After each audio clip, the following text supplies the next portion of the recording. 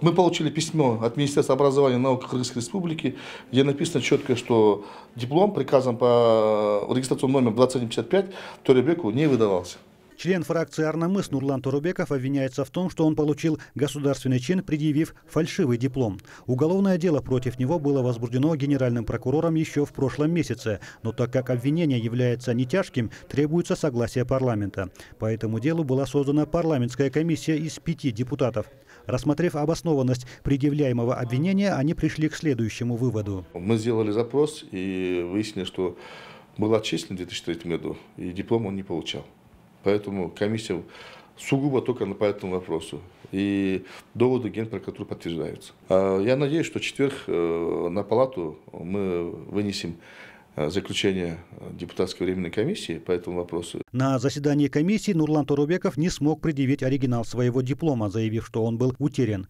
После этого члены депутатской комиссии согласились с доводами Генпрокуратуры. Теперь вопрос будет рассмотрен на пленарном заседании. Если большинство парламентариев поддержит это решение, Торубеков будет лишен статуса депутатской неприкосновенности, что даст возможность привлечь его к уголовной ответственности. Однако арнамысовцы всячески пытаются спасти своего коллегу от наказания. Фракция приняла решение защищать до конца своего депутата и призывает к этому остальных участников правящей коалиции. А кто даст гарантию о том, что уголовное дело возбуждено именно правильно по закону или из, скажем, хороших побуждений или мотивировкой? Тут есть моменты, поэтому закон предусматривает о том, чтобы депутат имел определенную, защиту, и парламент имел возможность проверить данный факт. Судьба Торубекова решится в ближайший четверг. Следует отметить, что при создании коалиции его члены договорились о том, что не будут выгораживать депутатов, в отношении которых будет возбуждено уголовное дело. Но, похоже, правящее большинство не собирается соблюдать это соглашение. Тем временем другому парламентарию Урмат Аманбаевой коллеги уже не смогут никак помочь, так как она обвиняется по тяжкой статье, и потому согласия парламента на то, чтобы привлечь его к ответственности, не требуется. Она обвиняется по тяжкой статье, и потому согласия парламента на то, чтобы привлечь ее к ответственности, не требуется. Аманбаева обвиняется в том, что в 2009 году, будучи бухгалтером медицинского учреждения, нанесла государству ущерб на 17 миллионов сомов. Главный бухгалтер Ошского областного центра борьбы с туберкулезом Урмат Аманбаева при участии медсестер приписывала количество лекарственных препаратов. В бухгалтерских отчетах указывались ложные данные о том, что частная фирма, принадлежащая Урмат Аманбаевой, якобы поставила в полном объеме все препараты. При этом денежные средства присваивались.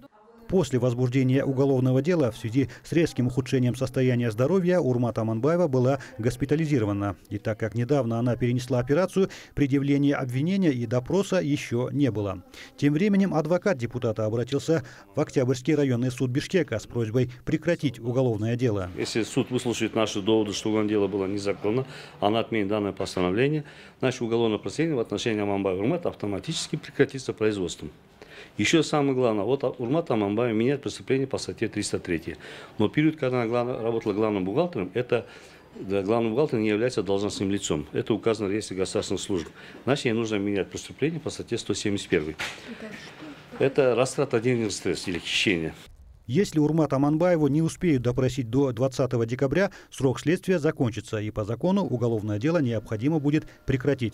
Отметим, что на сегодня еще 2 депутата обвиняются в совершении особо тяжких преступлений. Один из них, Ахматбек Келдибеков, выехал на лечение за границу, а дело Наримана Тюлеева рассматривается в судах различных инстанций уже 2-й год. Мирджан Балыбаев, Илизат Садралиев, Аскат Хасымбеков, НТС.